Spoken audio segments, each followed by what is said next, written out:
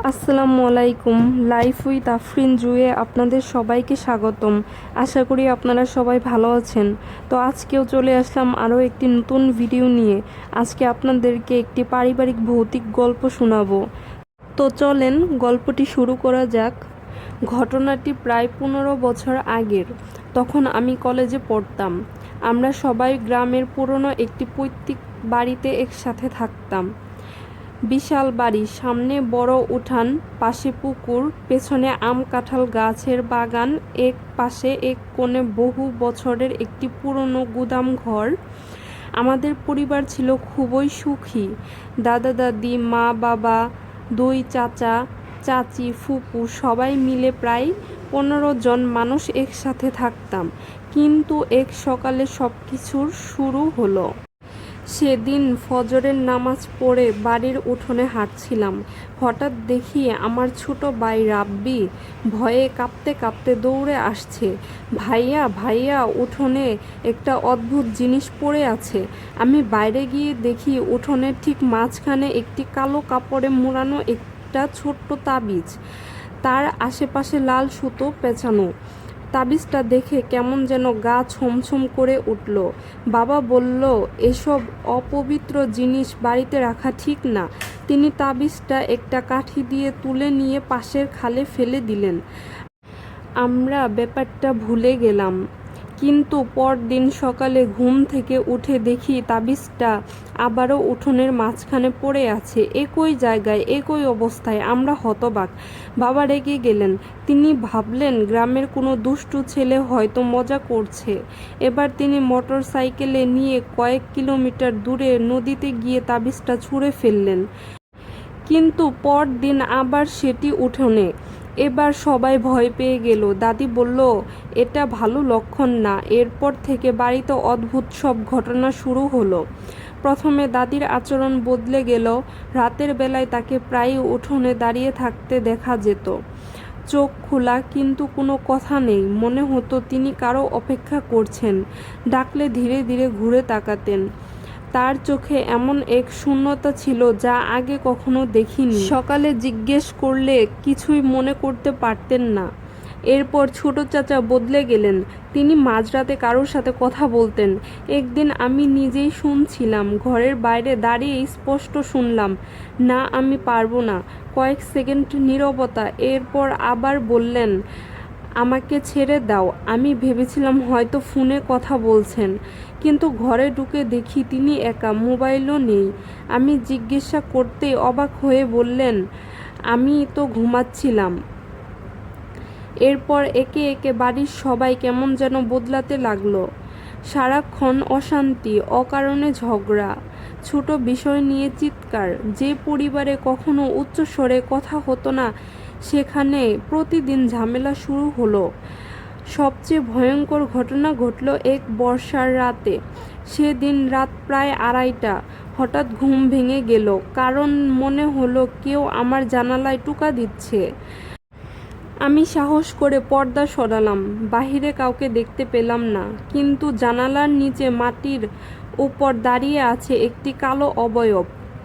মাথা নিচু, মুখ দেখা যাচ্ছে না। আমি চিৎকার করে উঠতেই সেটি অন্ধকারে মিলিয়ে গেল। পরদিন কাউকে কিছু বলিনি, কিন্তু বিকেলে মা হঠাৎ বলল, গত রাতে জানালার কাছে একজন লোক দাঁড়িয়েছিল।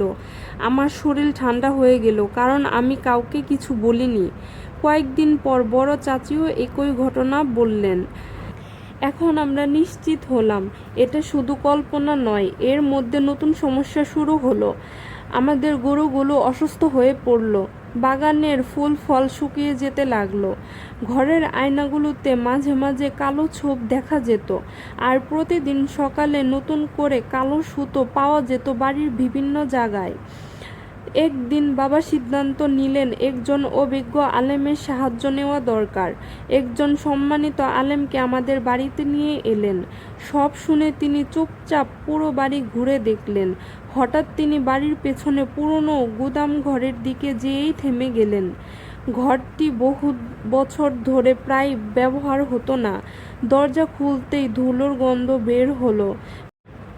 ভেতরে পুরনো আলমারি, টাঙ্ক, কাঠের বাক্স আর ভাঙা আসবাবপত্র। আলেম সাহেব ধীরে ধীরে ঘরের এক কোণে গেলেন। তারপর বলল, এই জায়গাটি খুঁড়ুন। আমরা অবাক হয়ে গেলাম, মেঝেতে খুঁড়তে শুরু করলাম। কিছুক্ষণ পর কোদালে ধাতব কিছু শব্দ হলো। মাটি সরিয়ে দেখলাম একটি টিনের বাক্স।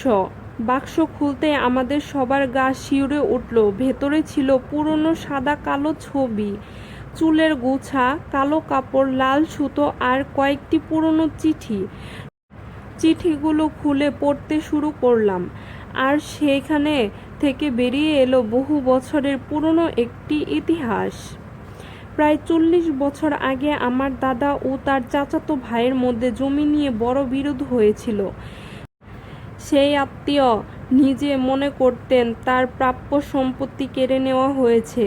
অপমানিত হয়ে তিনি গ্রাম ছেড়ে চলে যান। এরপর আর কখনোই সম্পর্ক রাখেননি। চিঠিগুলোতে তার গভীর ক্ষোভ ফুটে উঠেছিল। এক জায়গায় লেখা ছিল, একদিন এই বাড়ির হাসি আমি কেড়ে নেব। যারা আমার কান্না দেখেছে একদিন তারাও কাঁদবে। আমরা সবাই স্তব্ধ হয়ে গেলাম। কিন্তু রহস্য এখানেই শেষ নয়। সব শেষে চিঠিতে লেখা ছিল, আমি যদি না পারি আমার সন্তানেরা প্রতিশোধ নেবে। এই লাইন পড়ে সবার বুক কেঁপে উঠল। কারণ কয়েক মাস আগে সেই আত্মীয়র এক ছেলে হঠাৎ আমাদের গ্রামে এসেছিল। বহু বছর পর সে নিজেকে আত্মীয় পরিচয় দিয়েছিল।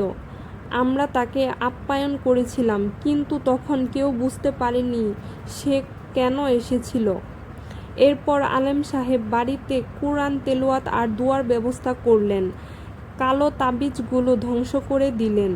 ঘর পরিষ্কার করা হলো। সবার মাঝে ধর্মীয় আমল বাড়ানো হলো। ধীরে ধীরে অদ্ভুত ঘটনাগুলো কমে যেতে লাগলো। দাদি স্বাভাবিক হলেন। চাচার রাতে কথা বলা বন্ধ হলো। বাড়ির অশান্তিও কমে গেল। একদিন সকালে ঘুম থেকে উঠে দেখি উঠোনে আর কোনো তাবিজ নেই। সেই প্রথম। তারপর আর কখনো দেখা যায়নি। আজ বহু বছর কেটে গেছে, কিন্তু যখনই সেই পুরনো গুদামঘরের পাশ দিয়ে যাই মনে হয় সব ভয়ঙ্কর জিনিস অন্ধকার থেকেই আসে। কিছু অভিশাপের জন্ম নেয় মানুষের মনে। বছরের পর বছর জমে থাকা রাগ, হিংসা আর প্রতিশোধের আগুন থেকে। আর সেই আগুন কখনো কখনো পুরো একটা পরিবারকে পুড়িয়ে দিতে পারে। তো এইটাই ছিল আজকের গল্প। সবাইকে ধন্যবাদ সাথে থাকার জন্য। আর তোমরা আমাকে like, comment, share and subscribe করে দিয়ে পাশেই থেকে যেও। তো আজ এই পর্যন্তই। আল্লাহ হাফেজ।